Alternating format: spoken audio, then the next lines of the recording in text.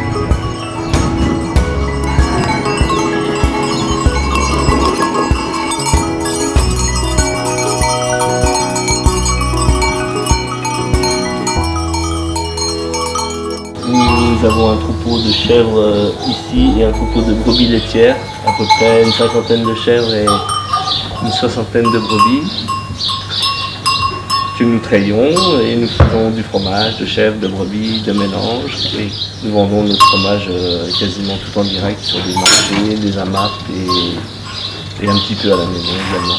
Rendre en direct, déjà, c'est aussi expliquer notre métier et apporter une pédagogie, expliquer aux gens ce que c'est qu'un élevage et les initier, enfin les réinitier à consommer autrement. Alors souvent, on les invite à venir voir l'élevage, à faire la transhumance avec nous.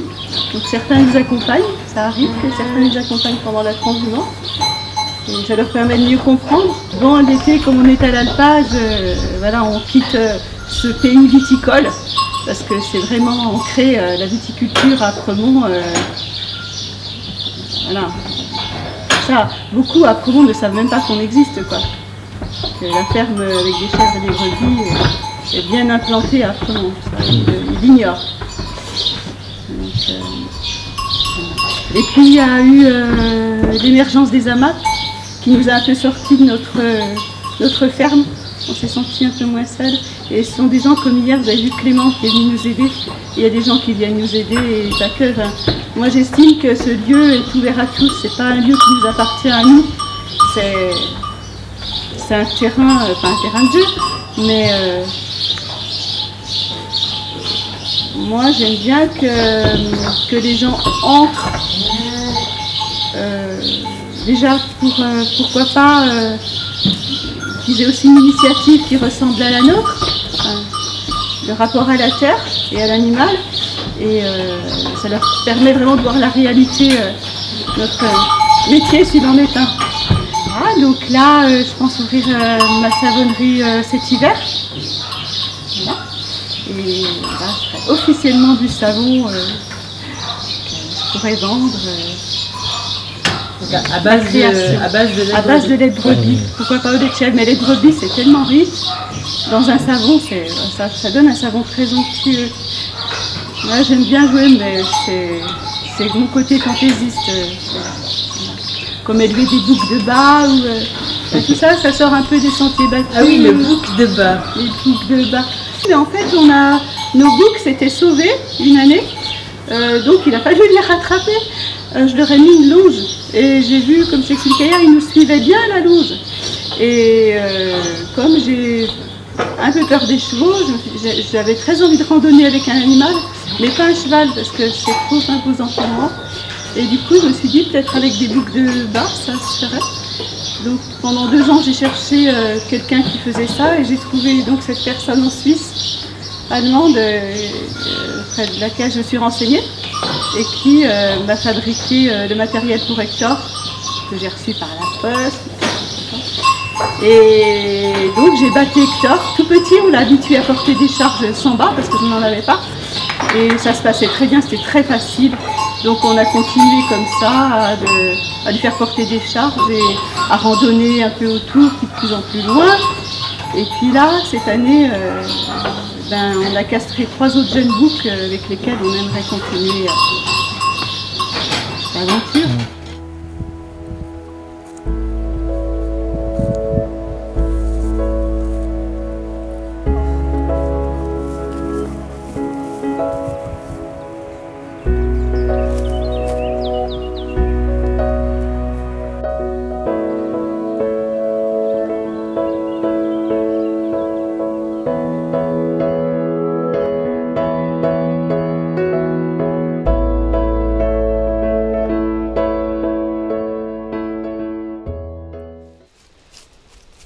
Céline réinvente la carotte avec la feuille de frêne.